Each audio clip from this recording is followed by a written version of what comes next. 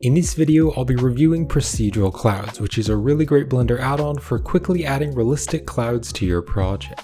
So the add-on creator contacted me and asked me if I'd like to try out this add-on and review it, so thank you for sending this over for me to review. And I also have an affiliate link to the add-on in the video description on the Superhive market, so if you do purchase the add-on through my affiliate link, then I'll earn a small commission. So this add-on comes with lots of different realistic cloud presets. And so once you install the add-on, you can just open up the add-on settings and find a cloud preset which you like and then add it into your 3D scene. Then you can move, scale, and rotate the cloud, and each cloud comes with lots of different customizable settings to customize the look of the cloud. And so here are a few different renders which I made using the add-on, and so you can see the clouds look very realistic.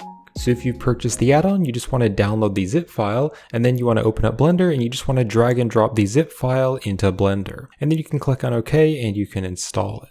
And then to make sure it's installed, you can click on Edit, Preferences, and you can go to the Add-ons tab and you can search for Cloud. So here it is, the Procedural Cloud, so you can just check mark it to make sure it's enabled. And then there are a few like settings to customize the add-on here, but I just leave everything at the default. And then you can also click on the Save Preferences button so it's always enabled in your future projects, and I'll just close the user preferences. So to get to the add-on, you want to hit the N key to open up the side panel, and you can see right down here, it says Procedural Clouds. So if I click on this, here is the add-on with the cloud presets. So before I start adding the clouds, I'm just going to set up the blend file and set up some lighting. Now this add-on is a cycles only add-on, so here on the render engine, I'm going to be using the cycles rendering engine. Then I'll go over here to the world properties. I'll click here on the yellow dot next to color and I'll choose environment texture and then just open an HDRI. And I'll just be adding in this HDRI that I downloaded from Polyhaven, so it's a pure sky, so it doesn't have any clouds. So I'm just going to open it up. Also on the render properties, I'm going to go down here to the color management and I'll set the view to filmic and I'll set the look to very high contrast.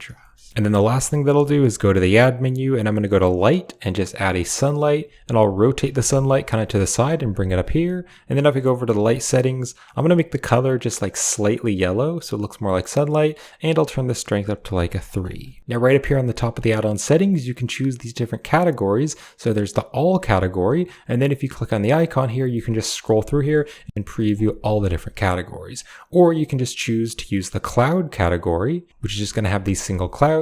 You can also choose the preset category, which has these cloud presets, and then also the sky one, which has these larger sky clouds. And so each one of these acts a little bit different, so I'll be going over all 3 of them in this video. So the first one that I'm going to go over is the sky type. So I'll just add in sky. So I'm going to scroll down here to this cumulus 1, and I'm going to be adding this cumulus 1. And then we'll just click on the add cumulus 1, and it might take a moment to load up. There it is. Now you can see when I'm trying to preview this in the rendered view, it's a little bit laggy, and that's because it's made out of volumetrics, and volumetrics are pretty render intensive. So it might be a little bit slow when you're previewing it in the rendered view. And I also want to hide the grid. So if I just click right here on the overlays, I'm going to hide the floor and the X and Y axis. Now if I hold down the Z button and go back to solid view, you can actually see the clouds in the solid view, so that can be very useful, and you can see the clouds are a lot faster. I'm also going to add a camera, so I'll hit Shift A for the add menu. Let's go here and just add a camera, and then I'll hit Control Alt Numpad 0 just to bring the camera to my view.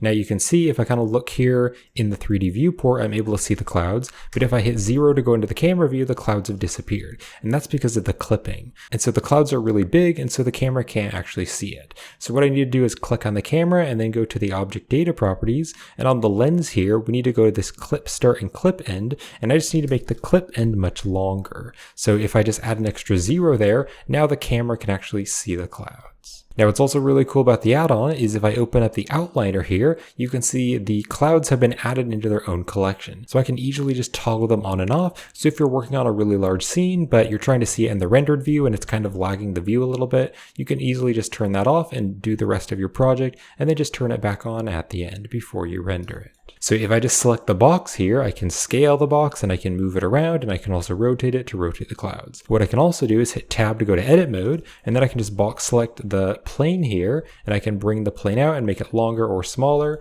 And so I can just kind of customize this to whatever size I need for my project. So now let's go over the cloud settings. Now you can see right here, there's a pin icon. And so if you pin it by turning on the pin here, then even if I select another object, then it's going to keep these settings. So you can see if I just select the sun object, now you can see the settings are gone for the clouds. So if I click back on the clouds and then choose the pin, now if I click on another object like the light or the camera, you can see the settings are still going to be pinned. So very useful. So if you're working on a big project and you're selecting different objects, but then you want to jump back to your settings, you can easily just pin it there. So I'm going to keep it pinned. Now we can open up the solid view, and there's a few solid view settings. So I'm just going to hold down Z and go back to solid view. So with the solid view, you can like change the color. You can also change the density, the preview density. And then there's also some different subdivisions, but I'm going to leave all the preview settings how they are on default. Now if I click and drag on all of these arrows, you can see there's a ton of different settings for each cloud. So I'm not going to be going over every single slider in the video. I'll just be going over the most useful ones that I found really useful for customizing the clouds. So I can change the density of the clouds. So you can see if I turn the density down, they're going to be a little bit more see-through and start to be more and more invisible. So if you just want kind of some light clouds, you can turn that way down. Then you can also change the color of the clouds, but I'd probably just leave the color at white. Then you can also change this coverage value. So you can see if I turn the coverage really up, now lots more clouds are covering the sky. Or I can turn it down, maybe just like a 1, and now there's a lot less clouds. And then I can also change the cloud mass value. So you can see the clouds are going to be a lot thicker now. Then there's also this height value, so I can use this to move the clouds up and down. Now if I just navigate kind of right up here, navigate to the plane so I can kind of see the flat plane, I can now change the height. So you can see that eventually the clouds are going to go out of that plane there, so you don't want to drag them up too high, but I can drag this up and down to kind of move the clouds up and down, and that definitely changes how the clouds look. I can also go down here to the seed value and I can change the seed. And so the seed is going to randomly change where the clouds are. You could also use this to animate the clouds. If you wanted to like just animate this seed value very slowly, you could make the clouds kind of move around and kind of change. And then there's also some different noise settings. So you can change like the noise scale. Again, it's a little bit laggy in the scene, but if I like zoom out, it'll maybe render a bit faster. So you can see I can change the noise scale. I can change like the detail value and the roughness value. So if I like turn that roughness way up, now the clouds are covering a lot more. So these are kind of like the basic procedural noise texture settings. Pretty easy to just customize the clouds using these values, and you can also make the clouds look more distorted. And then there's also like some more distortion settings. So I can change the strength of that. There's also like a blur value. So if I turn the strength up and then turn the blur up, now you can see the clouds are a lot more covering the sky. Then you can also open up the transform settings. So for the transform, we have this location. So you could also use this to like animate the clouds. And then I could also scale the clouds. So I could like scale them all together if I want to have a lot of small clouds or just have some larger clouds. Now there's also some haze settings. So this will just make it almost look a little bit more foggy or a bit more hazy. So there's kind of like some very subtle clouds all over. And there's also like seed values and noise settings for the haze as well. Now there's also a Boolean option. And so if I add the Boolean option, then where the Boolean is, the clouds are only going to be in that location. So I can just click on this add empty button, and you can see now it's going to add this empty object. So I'll kind of zoom out here. So now you can see if I move the empty around, the clouds are just going to follow where the empty is. And then there's also a color ramp, so you can like change the fall off. So you can make it like a larger area or a smaller area by dragging that color ramp. Then there's also the noise strength, which is kind of like that edge there. So I could turn it up, and now I can just kind of move the cloud around to a specific area. And then of course there's the same settings like the seed and the different noise settings. So you can see if I like change the noise scale, it's just changing that noise for the edge of the clouds. Then there's also a second Boolean, so I can add another one. So if I like drag this into this corner, I can click on add empty to add another one, and I can drag this over here. So now we have two little spots where there's clouds. Now if I wanted to get rid of it, what I'd want to do is just click on this little exit here to get rid of it, and that'll delete it. And then I could also just click X and just delete that object. And then I can click on the second empty, and I'm just going to scroll up here and I'll delete the second empty. And now that we've deleted the empties, now it's going to cover the entire thing. And so here are just a few renders of the clouds, and you can see they really do look quite realistic. I also added the clouds into my industrial building tutorial series project files. If you want to check out that tutorial series, I'll have the link in the video description. But you can see I added it into the scene, kind of in the sky there, and the clouds really do look quite realistic.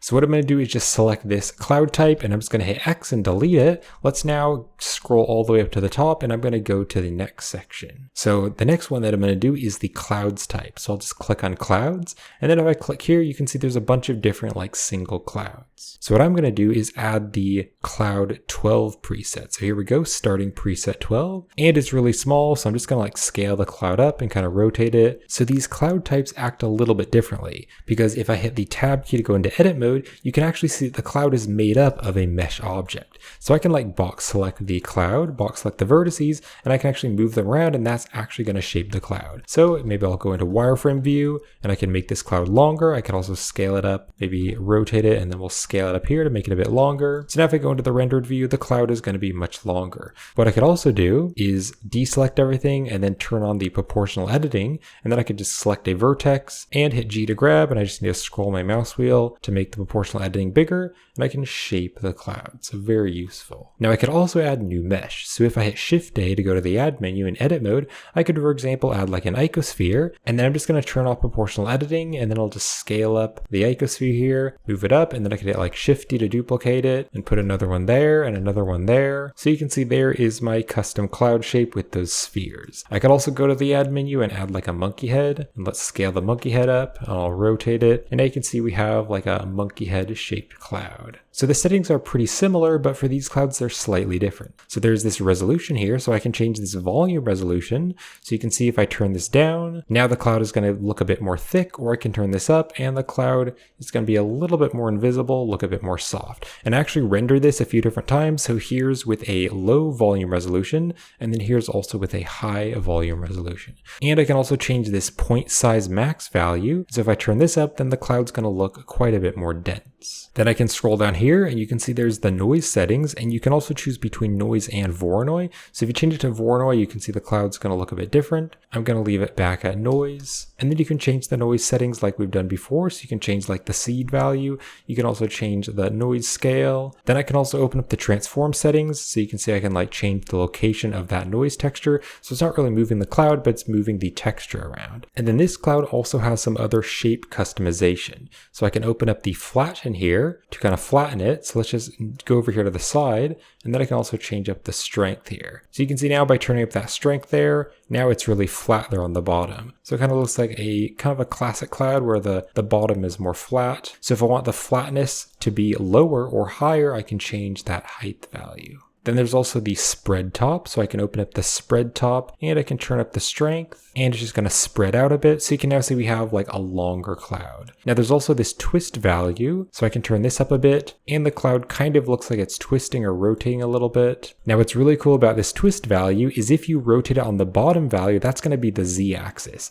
And so I can rotate this around. And so now it kind of reminds me of like a hurricane or a tornado. So pretty cool if you wanted to add a cool twist to the cloud. And so as well as these settings, there's also material settings. So I can open up the material settings. So there's this density here, so I can make it more and less dense. And then there's also the absorption color, which I'd probably just leave it white. Now if I scroll down to the fade, you can also change the fade. So if I just turn this down, now it's just going to be a bit more faded away. It's going to be a little bit more invisible. So if you want a very light cloud that you can kind of see through, you can change that value. Now there's also this glow setting. So if I turn up the intensity of the glow, you can see there's kind of like some golden kind of like evening sunset colors kind of around the sides of the cloud. So could be useful for making like an evening scene. So I'm just going to select this object and we'll just delete it. And then there's one more preset type that I haven't gone over yet. So if I go up to the very top, we went over the clouds and sky, but let's now go to the presets. And so I'm just going to add the very first one here. I'll just click on the first one and then just add this one into the scene. So with this one, you can see I can go into edit mode. And so there's a plane, so I can scale the plane up bigger and smaller for how much space the cloud has. But then this one also comes with an empty. So if I select the empty, I can move the empty around, and that's going to move around the cloud's location. And it's also kind of changing the texture, so the cloud looks different depending on where you move the empty. And so there's other settings which are very similar, like the solid preview settings. If I go back to solid view, there's the solid preview settings. You can choose to hide the solid preview or view it. And there's very similar settings that I've already covered, kind of like the density of the clouds. There's also like the coverage of the cloud, so I can make it like thicker. And there's also the mass of the cloud, so I can make it more thin or make it smaller. And there's the seed settings as well, so I can change the seed if I don't like how the cloud looks, and the noise settings. And then there's the Boolean settings, and so the Boolean is going to use that empty. So if I wanted the cloud to be bigger and be able to see more of it, I could just drag these values back, and I can see the cloud is going to be a bit bigger. I can also change that noise strength and just kind of drag that up, and now you can see much more of the cloud. And then I could also move this to the side, and I can go to the Boolean 2, and I can click on add empty, and then move this one over, kind of scale it down.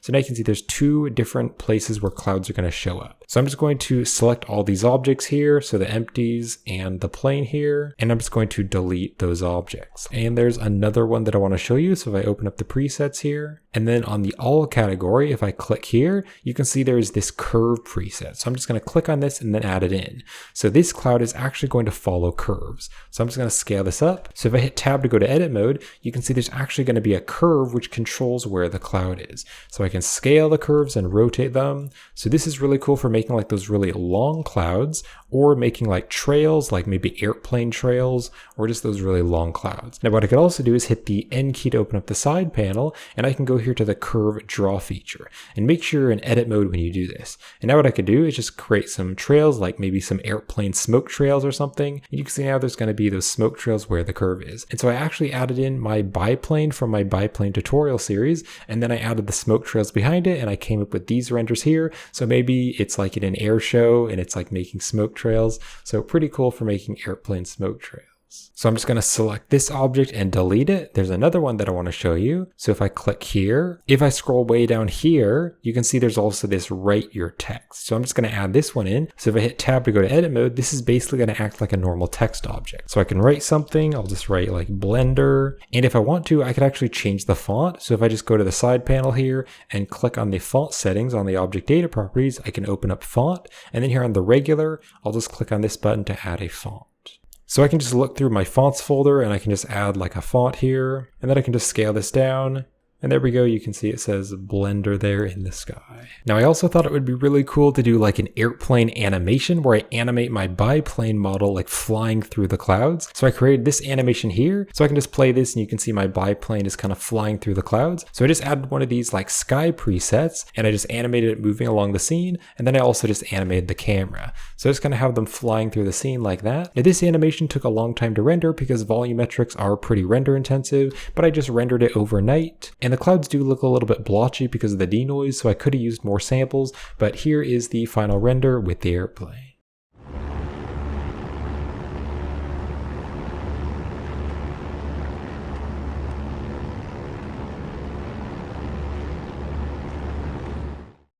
So pretty cool animation, and again, I'm very impressed with the realism of the clouds. So that's how you use the Procedural Clouds add-on. It's a really great add-on. It's very easy to use. You can just quickly add in lots of different cloud presets into your projects, and the clouds look quite realistic. So overall, I can highly recommend this add-on. So if you'd like to purchase the add-on, then you can use my affiliate link in the description. And if you do purchase through my affiliate link, then I'll earn a small commission. So I hope you found the review useful, and thank you for watching.